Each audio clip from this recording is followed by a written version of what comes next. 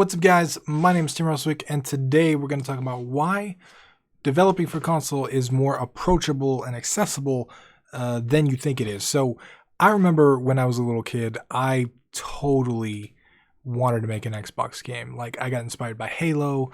That was the game I wanted to remake. Like, I wanted to go and make my version of Halo and publish it on Xbox. But it was really inaccessible, right? Like, I Googled all around, I couldn't find stuff. I couldn't figure out how to get on Xbox, and the what I kind of figured was like, okay, I kind of got to be a big publisher or know somebody at Microsoft. And then they had the whole, XNA online arcade, and I figured out, hey, they launched a program. You had to learn XNA, and you could build a game on Xbox. But I learned XNA. It was really difficult. It was really hard to do.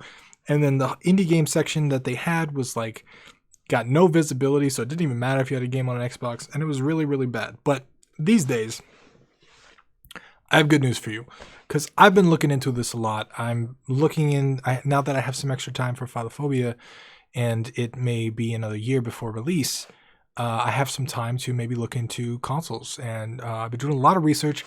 We have some guys in the Underground Elite group that are working on Xbox games and stuff like that, and it's actually approachable. There's a program called ID at Xbox, which you can sign up for. If you just Google it, you'll find the website, and basically they assign you someone and you can talk with them and they can help you get your game on Xbox. It's going to require some technical skill sets. You're going to have to integrate with their services and stuff like that.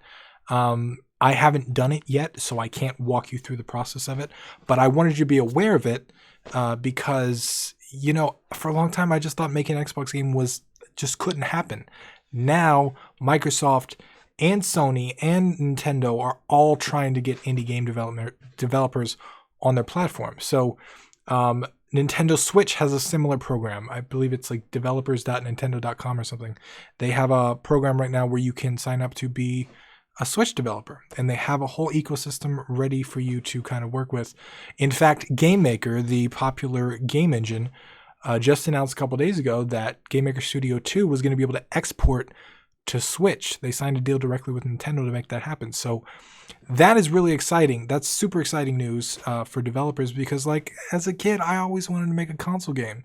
That was one of my childhood dreams. So looking at that, looking at the popularity of the Switch, looking at Xbox, all this different stuff, I haven't looked too much into Sony and PlayStation ecosystem, but I've heard they're friendly to indies as well. And I know a lot of people at GDC that are going to GDC. You can set up meetings with them and talk to people on all different parties and do all that stuff. So it's more accessible than ever. It's going to be technically challenging in certain ways, I'm sure, because you always have to integrate with their onboard services and all that stuff.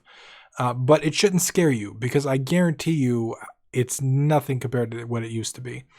And nowadays, all of the technology is similar, right? It all runs off of very similar hardware, which means a lot of games are cross-platform just by nature, by default. Especially if you're making a game in GameMaker now, you can just export to all the different platforms. If you're making a game in HTML5, there's wrappers for all the different platforms, and you can make it all work. And it's a really cool system to see, and I'm excited for the future of it. I'm not going to walk you through how to do all this stuff, because like I said, I haven't done it yet, but I wanted to share it with you guys.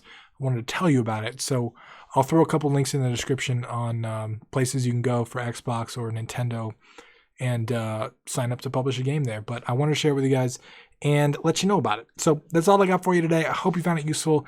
If you did, please leave me a like and a comment down below. Once again, my name is Tim Roswick, and I'll see you again tomorrow.